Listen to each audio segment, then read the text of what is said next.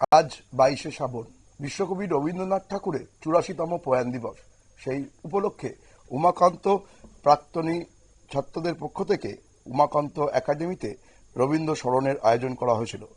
বহু প্রতিভার অধিকারী রবীন্দ্রনাথ তার প্রতিভার আলোয় উদ্ভাসিত করেছিলেন বাংলা সাহিত্য ও সংস্কৃতিকে, তুলে ধরেছিলেন বিশ্বের দরবারে, পেয়েছিলেন বিশ্বকবির সম্মান। তিনি বাঙালির শ্রেষ্ঠ কবি। আজ তার প্রয়াণ দিবসে উমাকান্ত প্রাক্তনী সংসদের তরফ থেকে উমাকান্ত একাডেমির সামনে কবিগুরুর মর্মর মূর্তিতে পুষ্পার্ঘ্য দিয়ে শ্রদ্ধা নিবেদন করলেন বিশিষ্ট মানুষরা। আজকের এই শ্রদ্ধা জ্ঞাপন অনুষ্ঠানে প্রাক্তনীদের পাশাপাশি উপস্থিত ছিল স্কুলের ছাত্রছাত্রীরাও। শুনে নেব এই বিষয়ে এক রবীন্দ্র অনুরাগীর বক্তব্য।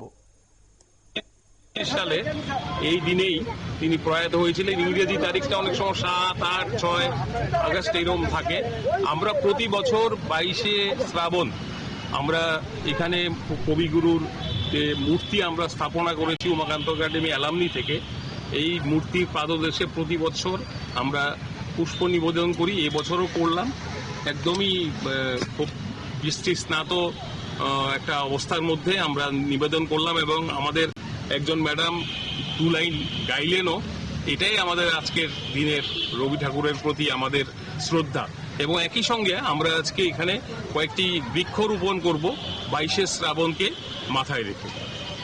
আমাদের এই যে আন্তরিক উদ্যোগ, এই উদ্যোগে আমাদের অ্যালামনির সঙ্গে আমাদের উমাকান্ত একাডেমি ইংরেজি medium, Umakanta academy Bangla medium দুটি স্কুলেরই ছাত্রছাত্রীরা এবং শিক্ষক শিক্ষিকারা আমাদের সঙ্গে উপস্থিত ছিলেন এবং তারাও সম্পূর্ণ উৎসাহ নিয়ে এই পুষ্প নিবেদনে তারা উপস্থিত ছিলেন।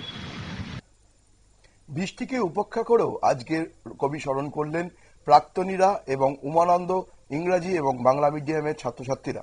দেশের বিভিন্ন জায়গার পাশাপাশি সারা বিশ্ব জুড়ে আজ পালিত হচ্ছে কবিগুরুর প্রয়াণ দিবস।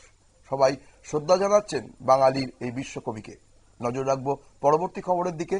তার আগে নিয়ে নেব ছোট্ট একটা বিজ্ঞাপনের বিরতি।